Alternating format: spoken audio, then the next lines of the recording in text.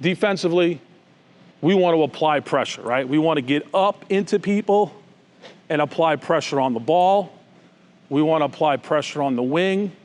It may be apply pressure in the full court. Apply pressure in every way physically possible. On offense, we want to apply pressure, right? We want to get the ball up and score in 4 seconds, or get it to the paint in 4 seconds. We want to cut hard with pressure. We want to back up the defense with our applying pressure. So I think, again, I brought that up because, we're here learning. We're at a clinic yesterday. I thought that was pretty good. And it really kind of goes into our defense at UCLA is applying pressure, making the other team feel uncomfortable. We have a saying that we tell our players that uncomfortable teams shoot for a low percentage. If they're comfortable and coach is running his stuff and the defense heads are spinning, they're cutting, they're handing it off, they're zooming, they're fading, they're this, the defense is in trouble. So we're not letting them do that. We're gonna make them uncomfortable, whether it's blitzing, it's switching, it's pressure. We're not gonna let them run their offense. Whatever it is you decide that your culture is, but you have to do it every single day, all the time. Your coaches have to do it, the players gotta do it. And the reason why I bring that up is I think the reason why Mick's been such a good defensive coach for a long time is because he never changes that part of the program. He never budges. Every year, we are gonna be a good defensive team. The coaches know it, the players know it, the managers know it, right? Everyone knows it. And so it sounds easy. I can give you we're gonna do some drills and I can give you some of the stuff that I'm gonna talk about, but at the end of the day, if you don't believe in that and you're not gonna do it every single day, you're not gonna be good at it. I mean, it's just pretty simple. But Mick is consistent. He never lets up, and he says another thing, he always says, you can never lose your culture, right? You never lose your culture. If you lose your culture, you're dead. You're dead as a program, you're dead as a coach. So a couple of quick basic principles defensively. No layups. No threes from the best three-point shooters on the other team, obvious, and no free throws. Easier said than done. So how do you do it? Well, there's a lot of ways that you have to, make sure the players understand, and you do drill work. But our guys know we're not giving up layups. If you give up a layup, Mick Cronin turns into another person. You don't want to be around him. Layups drive him crazy. And then, obviously, the no threes. Okay, no threes from the other team's best shooters. And we will run people off the line. We will not let them shoot. We will be closer to people, depending on the scouting, who the best shooter is. Our guys will know that. And then we are aggressive on defense. We're applying pressure, but we're also not fouling, which is hard to do because you're up all over people, you're being aggressive, and you gotta be able to do that without fouling. And we teach it, we referee, practice. I'm the referee. Players, Trey, right, yell at me when they call foul, but I'm all over them. Hands, anything that the referee might call a foul, I'm calling in practice so our guys understand how much pressure they have to have, okay, and do it in a way where we don't foul. Another way to drive Mick crazy is guys driving to the basket, which we'll show in the drill, and we foul low. Meanwhile, Adem Bone is standing right there. He's going up to block the shot. That'll drive Mick crazy. Never foul low. Obviously, we wall up, let that guy shoot over us, and let our shot blockers come from behind. Little things about the fouling component. We don't reach in with one hand on the ball. Referees love to call that chop foul. We'll go in with two hands, which I'll show in the drills. We go two-hand strip off the ball.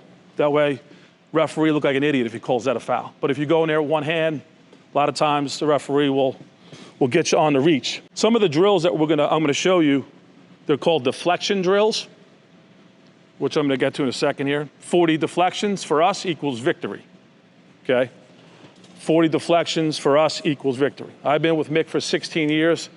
I can't remember the last time we had 40 deflections in a game and lost, okay? The deflections are block shot, of course, a deflected pass, a strip, two-hand strip, loose ball gets loose, we dive on it, those are our deflections. The deflection drills, right?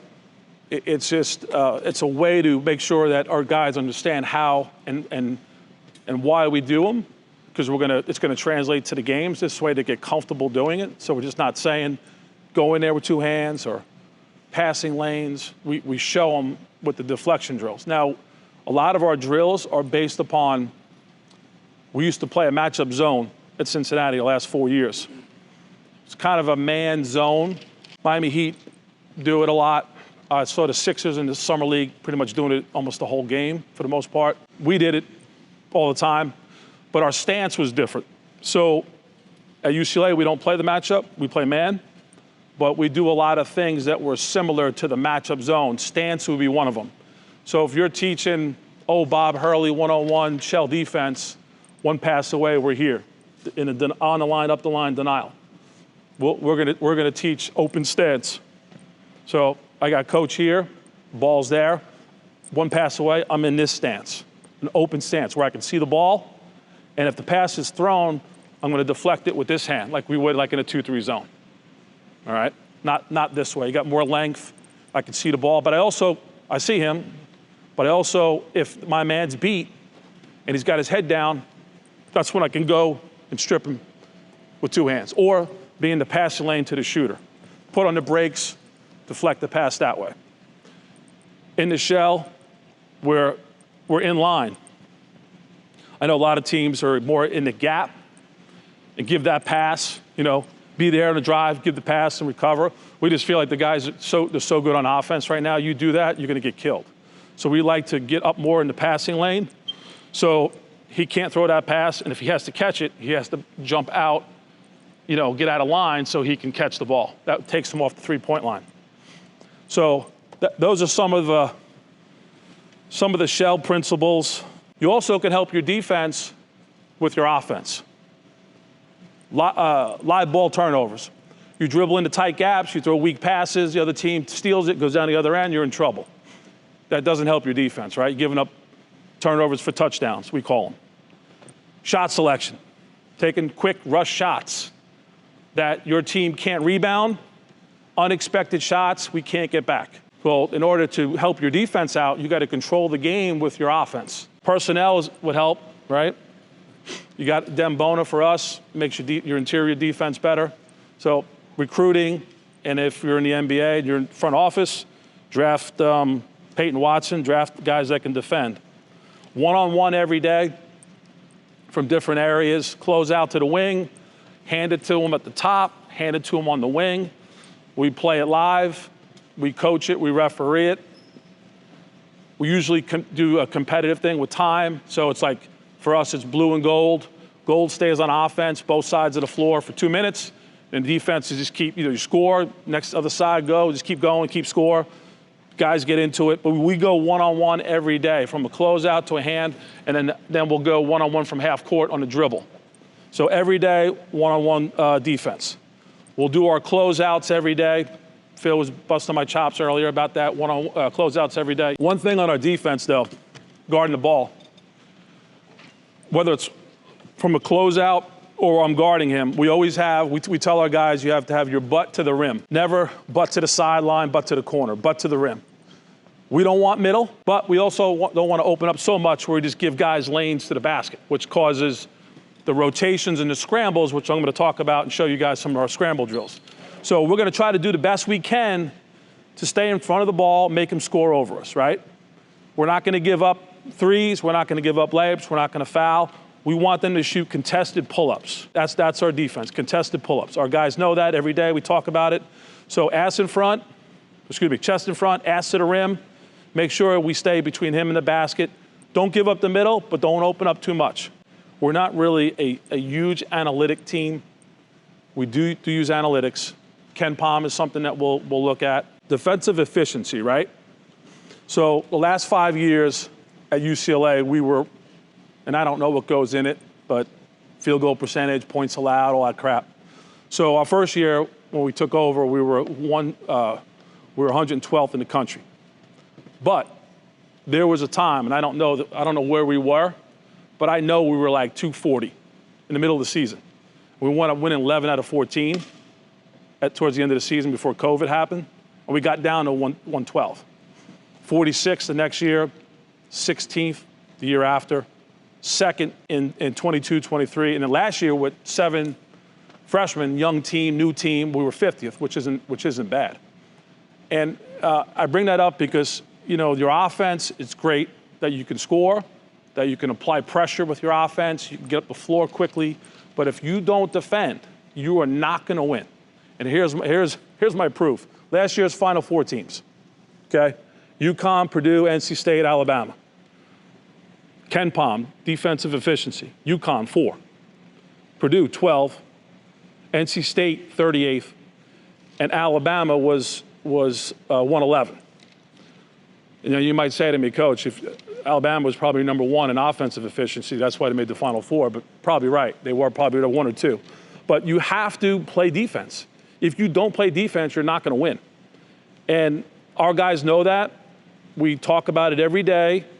It's ingrained in them. It's the culture. They know if they get beat off the dribble and give up a layup, they're coming out. They know if nobody rotates to block the shot, they're coming out.